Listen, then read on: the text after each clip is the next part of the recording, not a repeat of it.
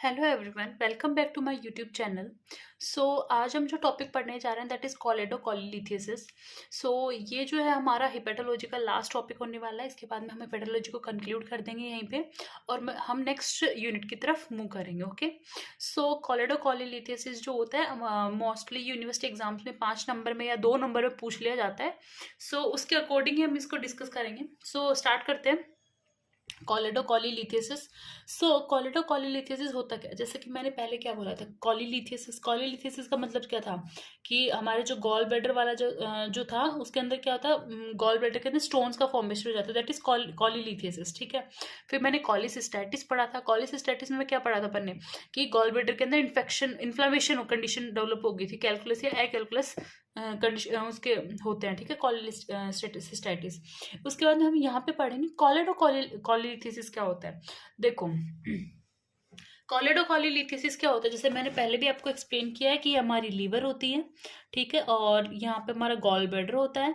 ठीक है, लीवर से राइट एंड हिपैटिक ब्रांचेस निकलती हैं जो कि नीचे जाके कॉमन हिपैटिक डक्ट का फॉर्मेशन कर लेती हैं, और गॉल ब्लैडर से सिस्टिक डक्ट आती है और दोनों मिलकर क्या बना लेती है, कॉमन बाइल डक्ट का फॉर्मेशन हो जाता है। ठीक है, अब क्या होता है, presence of gall stone in the common bile duct. ये जो कॉमन बाइल डक्ट है हमारी सीबीडी जिसे हम बोलते हैं कॉमन बाइल डक्ट, इसके अंदर स्टोन देखने को मिलता है। ठीक है, कॉमन बाइल डक्ट के अंदर, दैट इज कोलेडोकोलिलिथियसिस। ओके, जो कोलिस्टैटिस हमने देखा उसके अंदर क्या है, उसके अंदर हमने देखा कि या तो गॉल ब्लैडर की नेक के ऊपर या फिर सिस्टिक डक्ट, यहाँ पे स्टोन का ऑब्स्ट्रक्शन हो रहा था। ठीक है, सो दैट इज कोलिसिस्टैटिस, उसकी वजह से हो रहा था। कोलेडोकोलिलिथियसिस में क्या होता है, हमारी जो बाइल डक्ट होती है उसके अंदर क्या होता है, हमारे स्टोन देखने को मिलता है। ठीक है, gall stone. So that is कोलेडोकोलिलिथियसिस।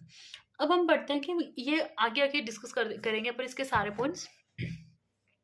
First, most commonly due to the migration of gall stone from the gall bladder into the common bile duct. इसके अंदर बोला है कि गॉल स्टोन जो होता है, यहाँ पे गॉल स्टोन डेवलप किया, गॉल स्टोन की साइज छोटी थी तो वो यहाँ से मूव करता करता आगे गया और कॉमन बाइल डक्ट के अंदर वो फंस गया।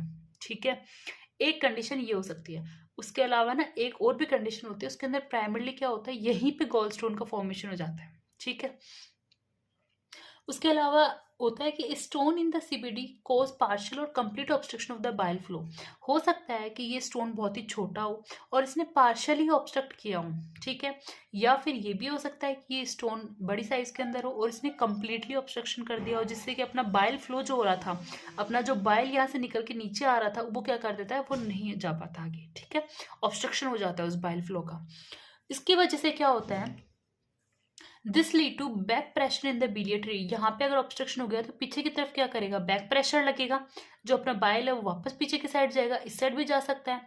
इसकी वजह से कोलेसिस्टेसिस होगा, जो अपना बाइल जो था वो यहीं पे सिस्टेसिस हो जाएगा, वो यहीं पे रुक जाएगा।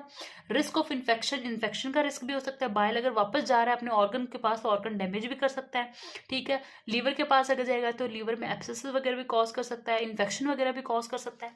तो इसकी वजह से बहुत सारी पैथोलॉजी से आगे जाके बहुत सारे कॉम्प्लिकेशंस आपको देखने को मिल सकते हैं। तो ये इनमें से कुछ कॉम्प्लिकेशंस भी होते हैं। ठीक है, अब हम बात करते हैं कि पेशेंट जब हमारे पास आएगा तो वो क्या कंडीशन को वो एक्सप्रेस करेगा, उसके क्या क्या क्लिनिकल फीचर्स होते हैं। फर्स्ट ऑफ ऑल जब पेशेंट हमारे पास आएगा तो जब भी गॉल ब्लैडर का पेशेंट कोई भी केस होता है तो उसमें राइट अपर क्वाड्रेंट के अंदर पेन होता है, जो कि एपिगैस्ट्रियम रीजन में भी अपन बता सकता है पेशेंट कि यहाँ पे भी हो रहा है। ठीक है, उसके साथ साथ जॉन्डिस प्रेजेंट हो भी सकता है, नहीं भी हो सकता। अब कैसे देखो, वैसे तो इसके अंदर देखो जो ऑब्स्ट्रक्टिव जॉन्डिस देखने को मिलता है, इसमें क्या होता है, जैसे कि सीबीडी है। ठीक है, अब इसके अंदर क्या होता है, इसके अंदर अगर पार्शियल ऑब्स्ट्रक्शन है, पार्शियल ऑब्स्ट्रक्शन है मतलब बाइल तो अभी भी थोड़ा बहुत आगे जा रहा है, आगे जा रहा है मतलब वो जॉन्डिस वाले सिम्टम आपको देखने को नहीं मिलेंगे। बट अगर इसमें कंप्लीट ऑब्स्ट्रक्शन हो गया तो कुछ टाइम बाद में आपको जॉन्डिस के सिम्टम भी यहाँ पे देखने को मिल सकते हैं, क्योंकि बाइल तो आगे गया ही नहीं। ठीक है, उसके साथ साथ आपको नोजिया एंड वॉमिटिंग देखने को मिल सकते हैं, पेशेंट को नोजिया वॉमिटिंग भी हो सकती है, और साथ में dark urine and pale stool होता है। ये किस कंडीशन में, अगर ऑब्स्ट्रक्टिव जॉन्डिस है तो आगे जाके जीआई ट्रैक्ट में तो ये गया ही नहीं, जीआई ट्रैक्ट के अंदर नहीं गया तो स्टूल कैसा हो गया आपका, एकदम पेल। स्ट्रेकोबिलिनोजन तो बिल्कुल है ही नहीं स्टूल के अंदर, तो स्टूल कैसा हो गया, एकदम पेल कलर का हो जाता है। ठीक है, उसके अंदर यूरिन जो एकदम डार्क होता है, यहाँ पे अगर बहुत ज्यादा एक्सेस के अंदर अगर होगा तो वो पास से वाली जो अपनी ब्लड वेसल है उसके अंदर क्या होता है, चला जाता है, जो कि किडनी के पास जाके और बाहर जब यूरिन निकलता है तो वो एकदम डार्क यूरिन होगा, क्योंकि उसके अंदर बिलीरुबिन का लेवल बहुत ज्यादा होगा। ठीक है, सो ये हमारे कुछ क्लिनिकल फीचर्स जो है वो हमको देखने को मिल सकते हैं। उसके अलावा ये जो है चारकोट ट्रायड जो होता है ये भी देखने को मिल सकता है। ये 2 मार्क्स के अंदर पूछा जाने वाला क्वेश्चन होता है, व्हाट इज चारकोट ट्रायड। तो इसके अंदर क्या होता है, पेशेंट को राइट अपर क्वाड्रेंट के अंदर पेन होता है, ठीक है, ये हमने पढ़ लिया। उसके साथ फीवर की कंडीशन देखने को मिल सकती है, ठीक है, फीवर आ गया, पेन वगैरह की वजह से फीवर आएगा। उसके साथ जॉन्डिस की कंडीशन देखने को मिल सकती है, that is Charcot triad. Okay, अब हम बात करते हैं कि इसके अंदर हम क्या क्या इन्वेस्टिगेशंस परफॉर्म करवा सकते हैं। सो देखो, इन्वेस्टिगेशन क्या होती है कि इसके अंदर ब्लड टेस्ट करवाएंगे। ब्लड टेस्ट के अंदर रेज्ड सीरम बिलिरुबिन का लेवल बहुत ज़्यादा मिलेगा, मेनली कॉन्जुगेटेड। अब देखो, अपन को पता है कि यहाँ पे लीवर क्या होती है, लीवर जो है अनकॉन्जुगेटेड को कॉन्जुगेट में कन्वर्ट करती है। लीवर तो अपना काम सही से कर रही है, मतलब अनकॉन्जुगेटेड कॉन्जुगेटेड में कन्वर्ट तो हो गया। अब आगे जो बिलिरुबिन गया वो क्या था, वो पूरा कैसा था, कॉन्जुगेटेड बिलिरुबिन था, ठीक है। तो सीरम के अंदर बिलिरुबिन का लेवल, अपने जो ब्लड वेसल अब यहाँ पे ऑब्स्ट्रक्ट हो गया, तो सीरम जो है पास वाली जो ब्लड वेसल उसके अंदर तो जाएगा ये पूरा ना बाहर की तरफ। तो सीरम जो होता है ब्लड के अंदर बिलिरुबिन का लेवल बहुत ज़्यादा देखने को मिलता है, और बिलिरुबिन भी कौन सा, कॉन्जुगेटेड वाला बिलिरुबिन, ठीक है। उसके साथ एलिवेटेड एल्कलाइन फॉस्फेट ऑब्स्ट्रक्शन की वजह से एल्कलाइन फॉस्फेटेस रिलीज होंगे। Mild elevation of AST and ALT, अगर बैकफ्लो वगैरह हो रहा है तो लीवर को भी प्रोटेक्ट करने के लिए एएसटी और एएलटी जो है ये भी ज़्यादा देखने को मिलेंगे, ठीक है। इन्फेक्शन है तो डब्ल्यूबीसी का लेवल बहुत ज़्यादा इंक्रीज होगा। साथ में प्लाज्मा एमाइलेज इंक्रीज होगा अगर इन्फेक्शन होगा तो।